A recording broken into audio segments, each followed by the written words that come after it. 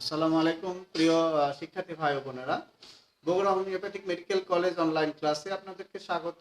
আমি আছি ডিএসএমএস প্রথম এবং দ্বিতীয় বর্ষে ফিজিওলজি বিষয় নিয়ে। আমি ডাক্তার এস এম মিল্লাত হোসেন, ভারপ্রাপ্ত অধ্যক্ষ, বগুড়া হোমিওপ্যাথিক মেডিকেল কলেজ।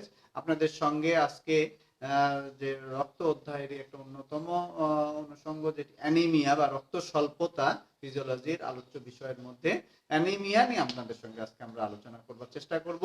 অ্যানিমিয়াতে আমরা আসলে জানবার চেষ্টা করব অ্যানিমিয়া কাকে বলে, অ্যানিমিয়ার কারণগুলো কি কি, কজেস অফ অ্যানিমিয়া এবং sites of observations of anaemia, কোন কোন স্থানগুলোতে আসলে অ্যানিমিয়া দেখা হয়। অ্যানিমিয়া একটা রোগ, তাই না? এর আমরা কিন্তু আসলে হোমিওপ্যাথিতে রোগের চিকিৎসা করি না, we treat the patient not the disease.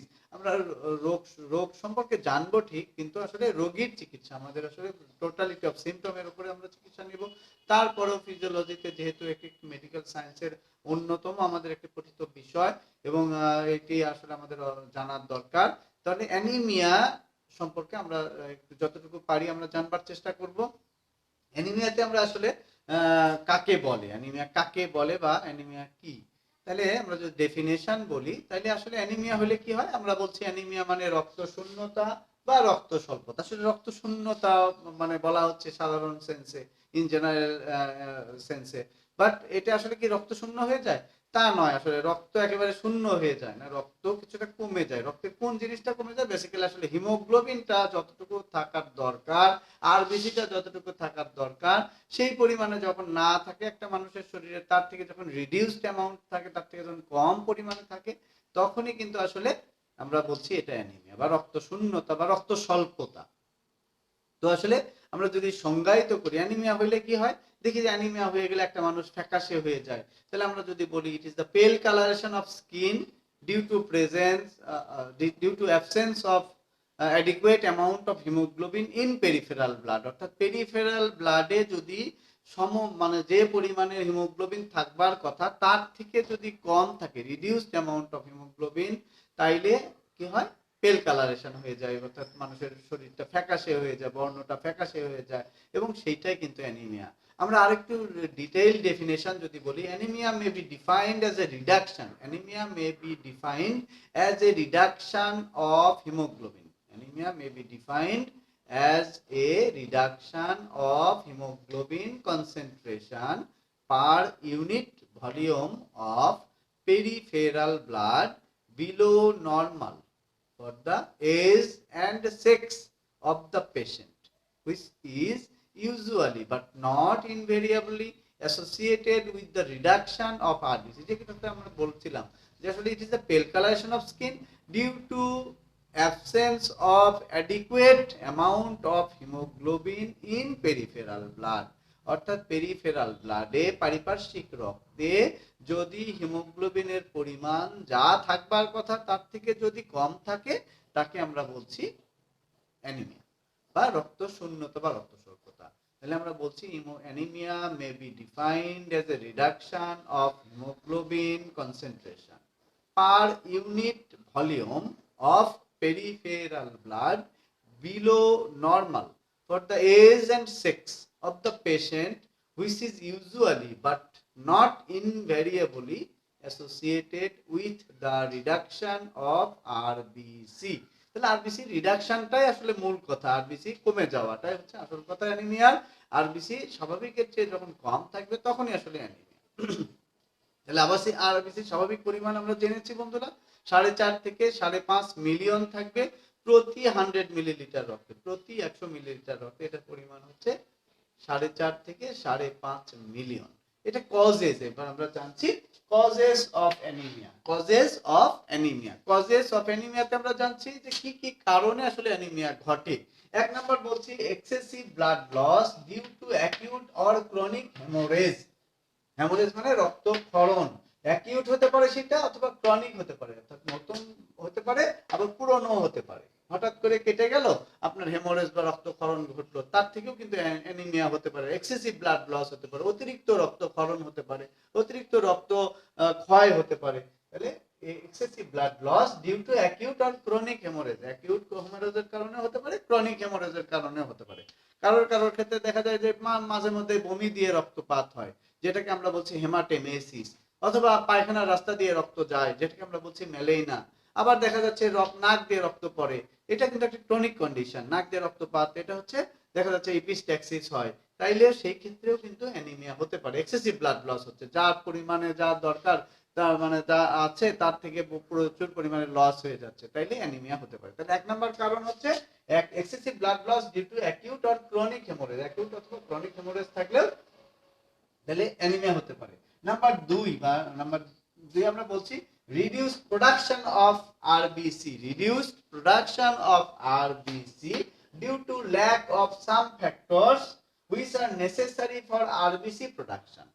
অর্থাৎ যদি আমাদের আরবিসি প্রোডাকশনটা, যদি আরবিসির যদি উৎপাদনটা যদি কম হয়, আরবিসি প্রোডাকশন মানে রিডিউসড হয়, কমে যায়, reduce production of RBC due to lack of some factors, যদি যে ফ্যাক্টরের কারণে রক্তের উৎপাদন বেড়ে যায় বা রক্তের উৎপাদন ঘটে, সেগুলো যদি which are necessary for RBC production, যে ফ্যাক্টরগুলো আরবিসি প্রোডাকশনের জন্য জরুরি, সেগুলো যদি রিডিউসড হয়, প্রোডাকশনটা যদি রিডিউস হয়, স্বাভাবিকভাবে উৎপাদন যদি কম হয়, তাহলে স্বাভাবিকভাবেই আরবিসিও কিন্তু উৎপাদন কম হবে, এবং আরবিসি উৎপাদন কম হওয়া মানে অ্যানিমিয়া থাকা।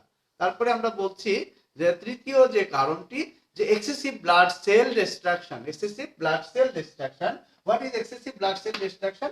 এক্সেসিভ যদি অতিরিক্ত পরিমাণে ব্লাড সেল ডিস্ট্রাকশন হয়, সেই ক্ষেত্রে in comparison to the production of red blood cells, অর্থাৎ যদি আমাদের রেড ব্লাড সেলের যদি প্রোডাকশন অনুযায়ী যদি ডিস্ট্রাকশন হয়, অর্থাৎ উৎপাদনের চেয়ে যদি ধ্বংসটা বেশি হয়, তাহলে কি হবে? তাহলে কিন্তু অ্যানিমিয়া হবে। উৎপাদন কম, ধ্বংস তার থেকে বেশি, তাহলে কিন্তু আরবিসি পরিমাণটা টোটালি কম থাকবে এবং অ্যানিমিয়া দেখা দেবে।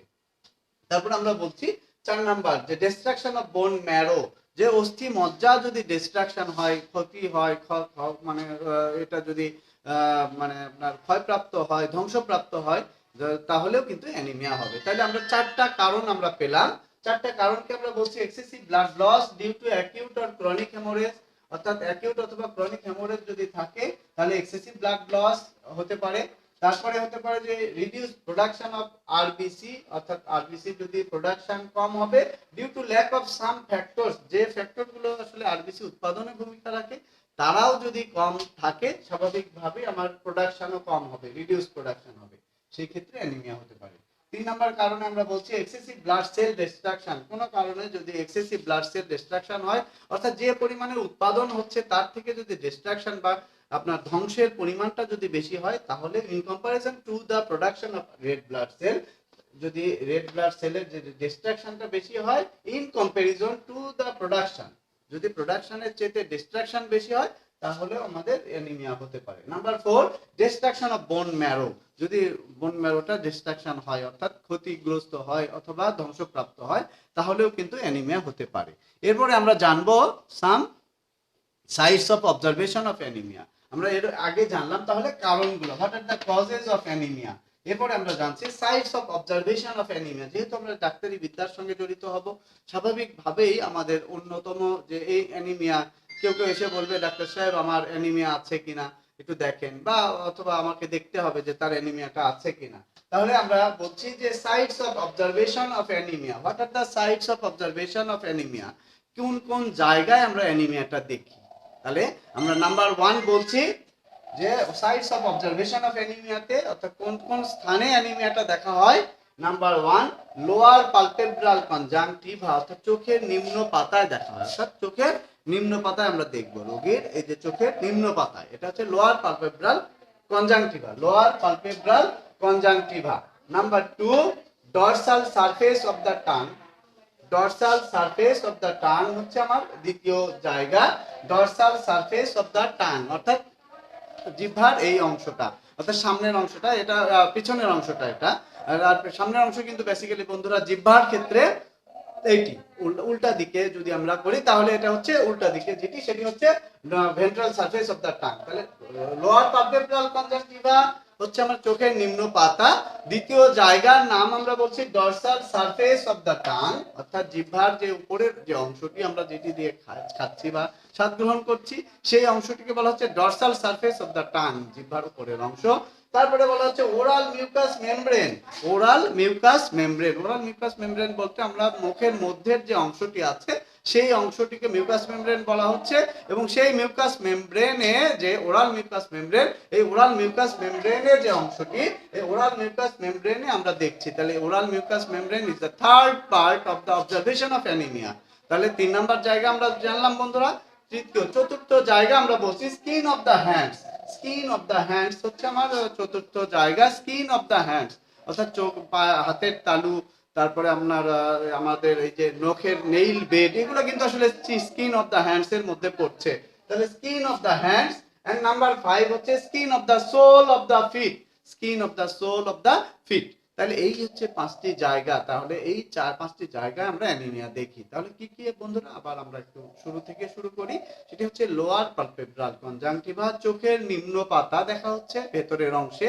Dorsal surface of the tongue, জিহ্বার যে উপরের অংশ এটি, অর্থাৎ যে এটাকে বলা হচ্ছে আসলে পিছনের অংশ, dorsal surface of the tongue. Oral mucous membrane, মুখের মধ্যের যে মিউকাস মেমব্রেনটা মুখের মধ্যে জিহ্বা দিয়ে এরকম করলে আমরা যে ভেতরের যে মিউকাস মেমব্রেন সেটি আমরা পাবো। এটিতে আসলে অ্যানিমিয়া থাকলে হোয়াইটিশ হয়ে যাবে বা পেল কালার হয়ে যাবে। Oral mucous membrane. Number 4, skin of the hands.